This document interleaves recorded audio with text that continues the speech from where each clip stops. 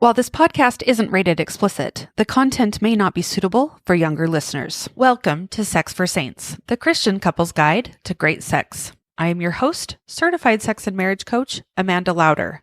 This is episode 345, Building a Collaborative Sexual Relationship.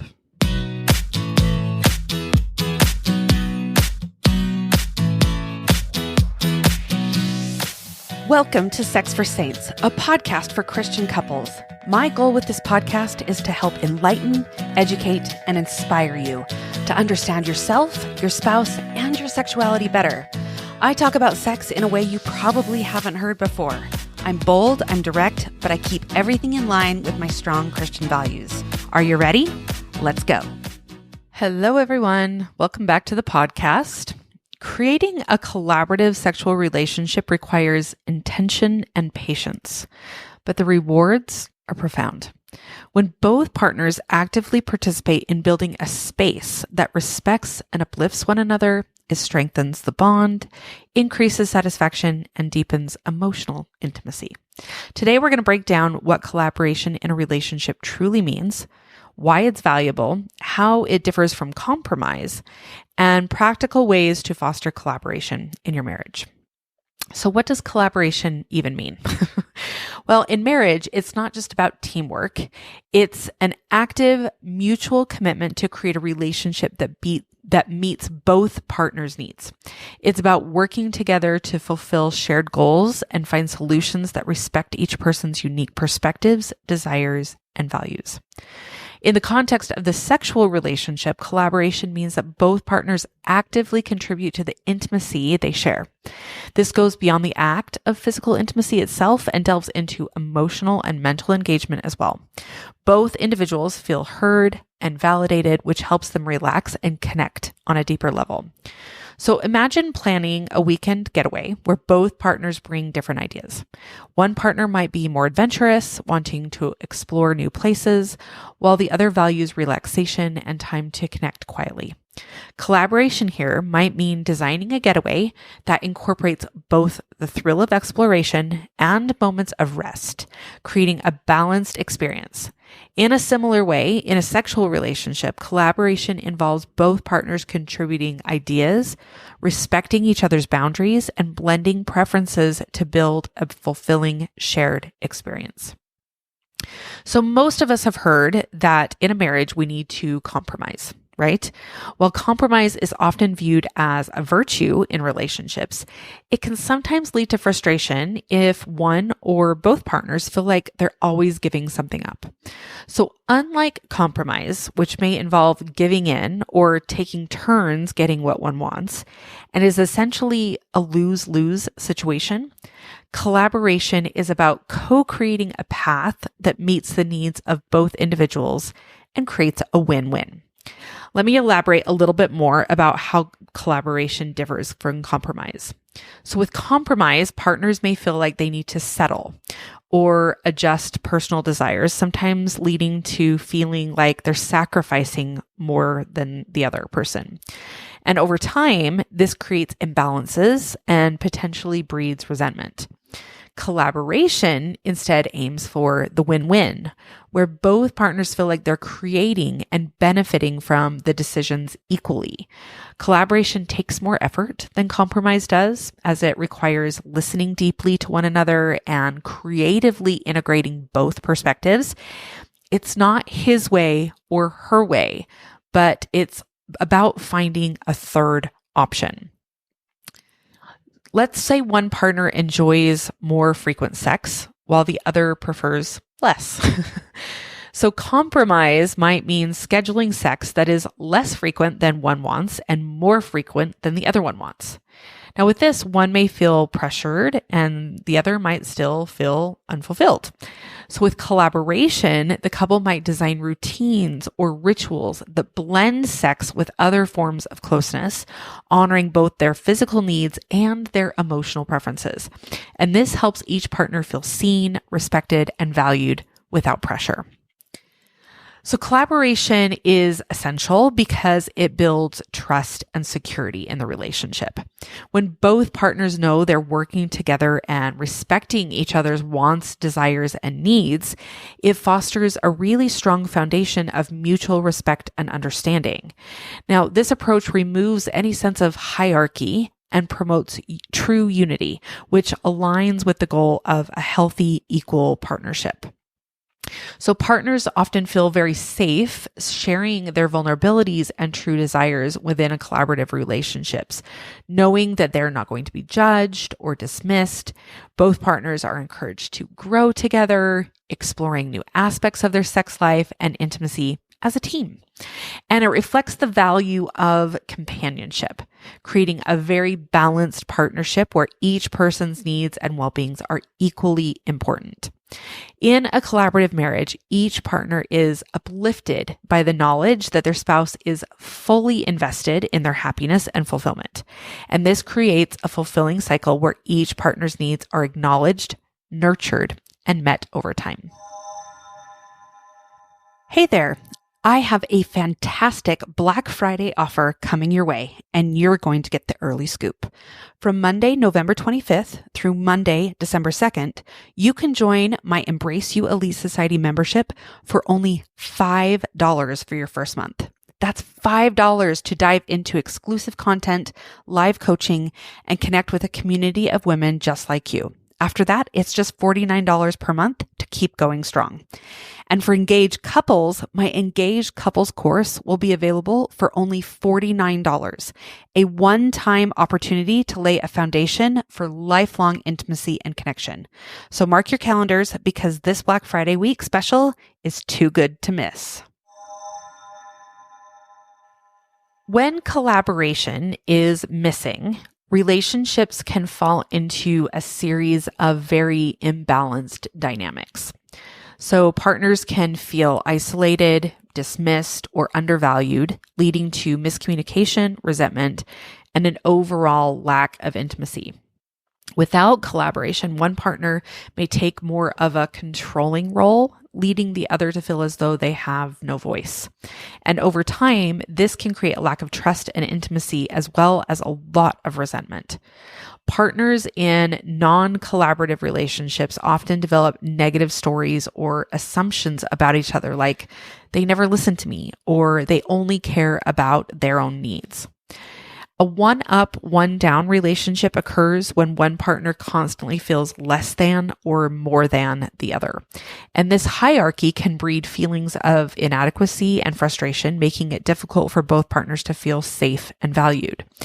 In this one-up, one-down dynamic, sexual intimacy can become transactional, forced, or absent altogether. So instead of feeling like a shared connection, intimacy can feel like another task or a source of frustration. And this is something I address all the time with the couples that I coach. It happens frequently in relationships, but is very antithetical to intimacy and an equal partnership. But in a more collaborative relationship, there is not the one-up, one-down relationship dynamic because you are equal partners coming together to truly value your own needs as well as your partner's.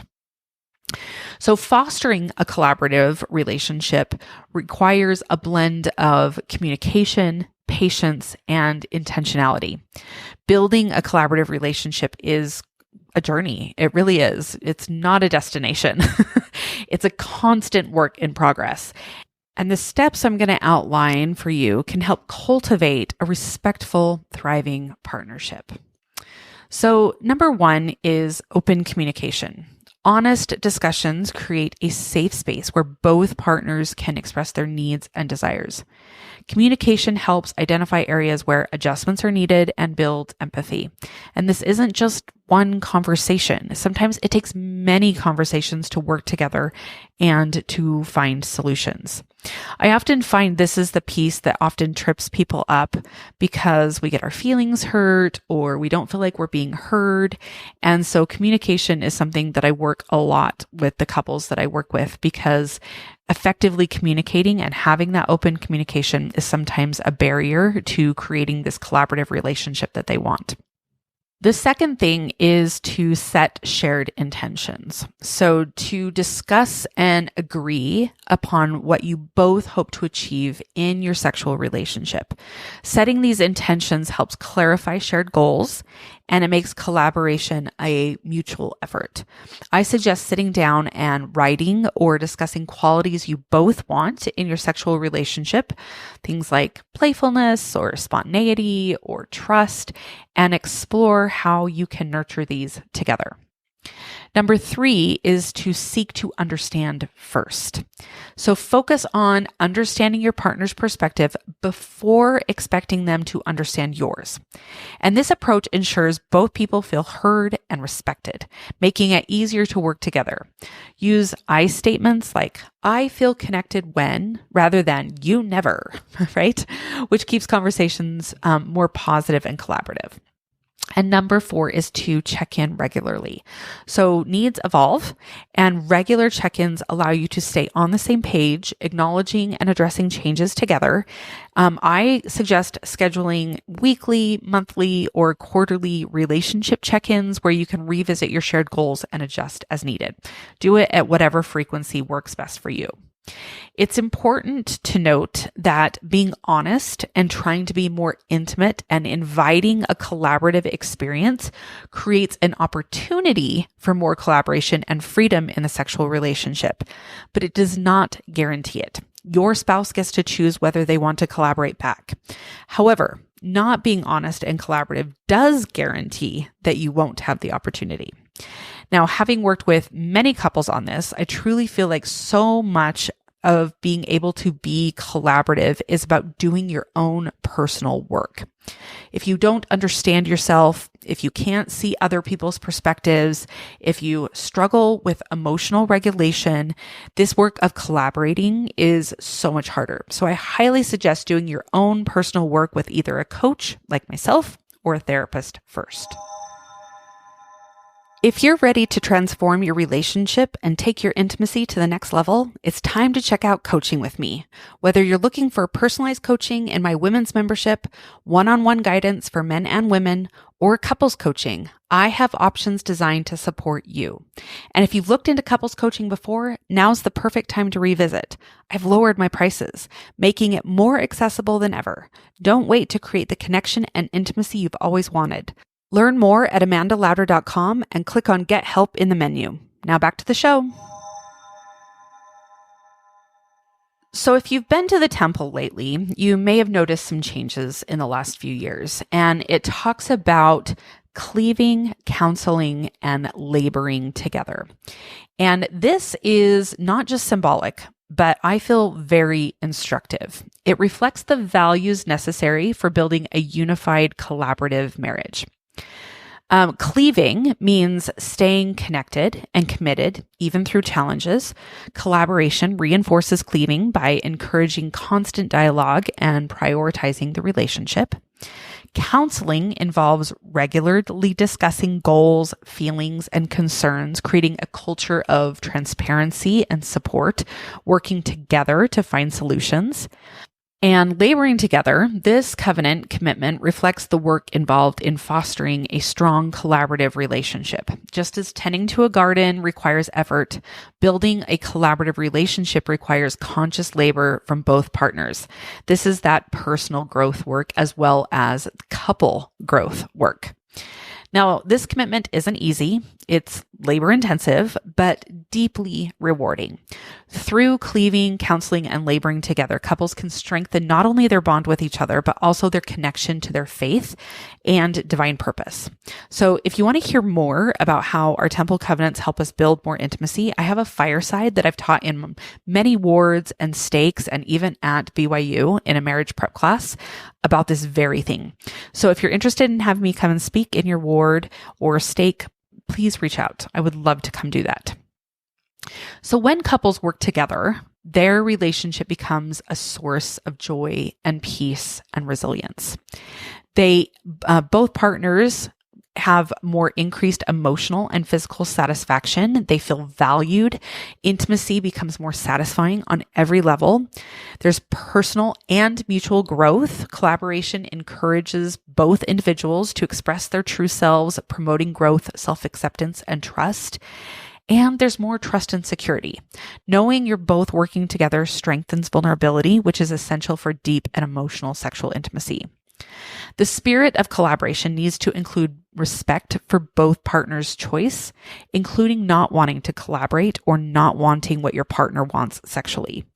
Meaning, if you're the one desiring something, you need to come to terms with the idea that your spouse's honest, integrity-led choice may be no thank you. Collaboration doesn't mean eventually you'll get what you want. It can mean that you may be able to take some of the meanings behind why you like what you like, that your spouse maybe doesn't like or doesn't want to collaborate about, and put those into a different thing that you'll both be able to enjoy. So Stephen Snyder, who wrote Love Worth Making, emphasized how important it is for couples to only engage in sex acts that are enjoyed by both, and things that only one person enjoys are better left off the menu. So if you want to collaborate, but your partner is reluctant, it can feel very discouraging. However, there are constructive ways to encourage collaboration without pressuring them. The first is to start small. Small acts of collaboration, such as sharing a hobby, can build more trust. Then you want to lead by example. Show collaborative behaviors like open communication and respect for boundaries, which can inspire reciprocity. And then you want to discuss your own fears and insecurities. There may be underlying reasons for the reluctance, and discussing your own things first will often help them open up about their own. So discussing them very gently can open the door for understanding. And then if it's really still difficult, consider getting outside help, like a therapist or a coach like myself, that can help you uncover and work through those barriers. Building a collaborative relationship is about working side by side with mutual respect, shared goals, and a dedication to each other's happiness and fulfillment. Collaboration isn't about perfection. It's a journey of growth and exploration. And as you cleave, counsel, and labor together, you're not only honoring your marriage covenant, but creating a sacred connection that blesses both you and your partner in profound ways. Thank you so much for listening, and keep tuning in as I continue to explore different ways to strengthen your marriage and your sexual intimacy. Remember, love is a journey, not a destination. Stay committed, stay passionate, and stay connected. We'll see you next time. Bye-bye.